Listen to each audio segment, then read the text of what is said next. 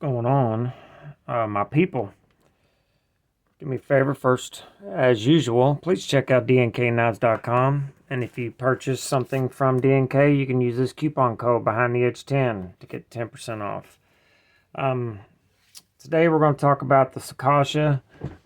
Oh, I want to grab the pouch. This knife came from NC Blade. They are one of the very few dealers for CKF, Custom Knife Factory. They're sold sporadically at like Knife Center and stuff like that. I have seen them there. You can get them on Arizona Custom Knives, which is mostly secondary, but NC Blade has lots of CKF and they get them quickly and, you know, when they first drop. They do have some of these. They are available in different configurations, including this one. But yeah, anyway, the Custom Knife Factory Sokosha, I've had it a little over a week now. Spent a week with it in pocket, using it at work, using it everywhere, like I try to do on any knife I get in. I want to spend a week with it of actual use before I do a video on it. Came in a nice pouch, no box, which a box is not needed in my opinion. The pouch is plenty awesome enough for me. Comes with a full set of hardware, including the thumb stud, including the pivot, including multi-row bearings that are very nice, and a lock bar insert, which is fantastic. I wish more companies did that, but you know, nice rag here and the card. So, oh, and it is designed by Anthony Marfione and Melissa Vish. Sorry about that, buddy, but I'm from Kentucky. We don't speak real well. So it's paying homage to the Vexia and the SOCOM Elite. So you can kind of see the resemblance here with the subliner lock, big pivot, exact same thumb studs, glass breakers, a little different, but it's still there. And these cutouts for your inlays are, you know, so you can see the resemblance there. This is all titanium across the board, clip and all, liner, the subliner, I'll explain that in a minute, and some carbon fiber. The blade is M398. Which is very different from M390, but it is a tweak still. It is just, it's basically M390 on superpowers with much less toughness, if you can believe that. But anyway, fantastic ergos, fantastic action. The action is just crazy, crazy good. Very comfortable to carry, very comfortable to hold. I'm going to kind of do pros and cons. There's not much to hate about this knife at all. First thing, it is absolutely built like a tank. It has this near full span, thick titanium backspacer. Hardware is all very large and very well done. Pivot is huge. It's a T25, I think. Your thumb studs act as the stop pin, which is hands down my favorite. And it has a stop pin here for in the closed position. There is no rock, there is no wiggle whatsoever. This thing is an absolute tank. In my opinion, I think this knife would last anyone their entire life, plus whoever else they give it to their entire life as well.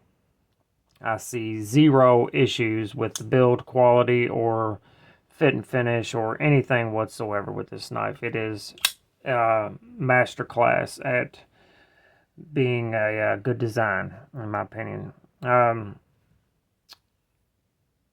The biggest issue I have with it is the blade steel. And it's not really a big issue. It's just I thought it was just not a great choice for this style of knife. I guess the blade geometry is thin enough that you can just use this as a regular EDC just to cut open boxes, tape, and bags of gummy bears. Right? You can do that. In my opinion, it was designed more for harder use, but then the blade steel just completely takes that away. So this knife cannot be used for any hard work as far as carving wood, cutting anything thicker or stronger than cardboard. Not sure I would even cut thick weed eater string with this. I did, and it didn't hurt it, but so far as I can tell, M398 is it is fantastic at edge retention. I have not had to sharpen it or nothing like that, but in 2 instances, I have chipped the blade. It was minor chips, but I did chip the blade, and in my opinion, it should not have chipped on what I cut. But you know, that is what it is. Now, M398 is a very high hardness. There's only 5 blade steels, according to Dr. Laren Thomas. There's only like 5 readily available blade steels that have higher edge retention. 15V, Rex 121, S125V. What's the other one? Dang it! I always forget. I always forget. Anyway, Maximet and not Z-Ware, but Z-Max, or one of them Z's. So yeah, edge retention is amazing. It sharpens just as easy as anything else, as long as you, like I always say, as long as you have good stones or a good system, you can sharpen anything easily. So that just really isn't relevant anymore, in my opinion. And I really don't care for the Microtech style glass breaker. For some reason, I can't talk. Now, the one on the SOCOM isn't that bad. You don't really notice it until you do, but this one is just a little excessive. I may try to find a screw just to put in that to get rid of it, or leave it as it is. Looks wise, this one's just as plain as it can be, really. I know it does have carbon fiber inlays, but they have some much fancier ones than this, with Damascus and Damascus collars, Damascus steel blade, or a full polish DLC blade.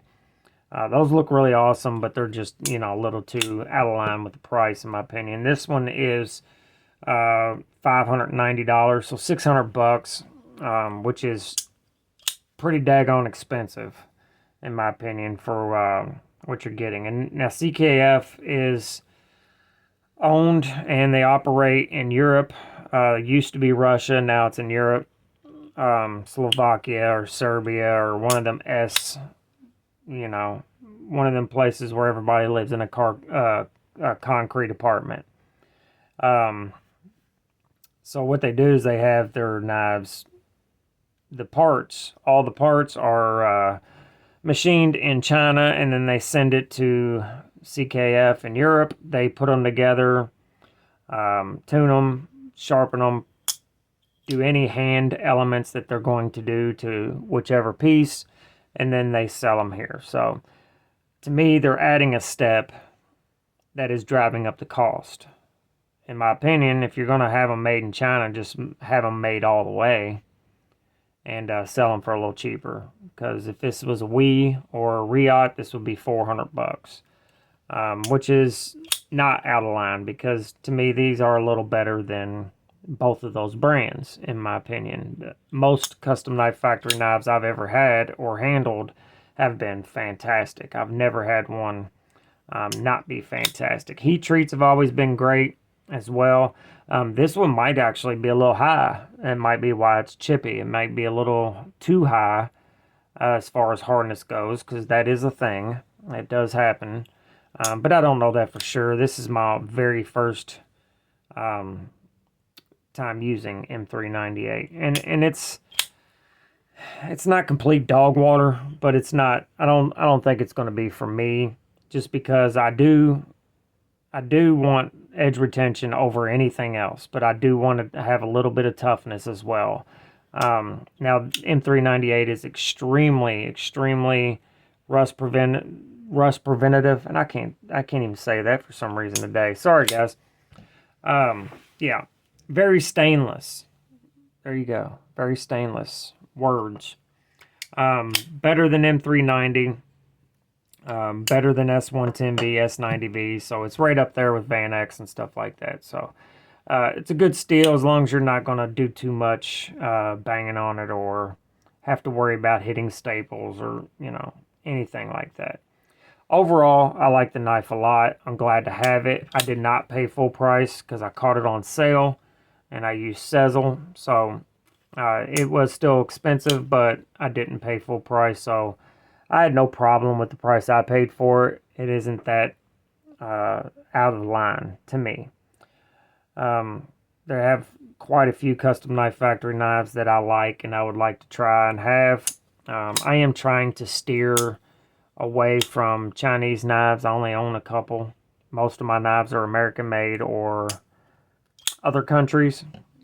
But this one I just really liked, and I think it's a keeper. I think I'm going to keep it and use it and enjoy it. Still like 15V better, still like K390 better than the M398. But anyway, good knife. Little overpriced, but that's kind of been what's been going on in the knife community lately. That's just what it is. Price of everything goes up, but our pay does not.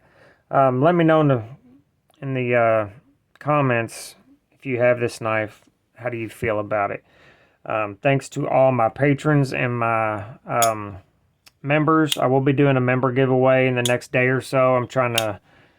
I can't get my computer to work and I cannot see who my members are on my phone for some reason. So I'm going to have to use my neighbor's computer to log in to my YouTube channel analytics to get the full list of my members, which is only like 6 or 7 people. So it's not a ton of people. Yeah. Subscribe, like, share. God, I hate saying that. Anyway, make sure you're good to each other, love each other. Remember, life is entirely too short to be a dumb cunt. Later.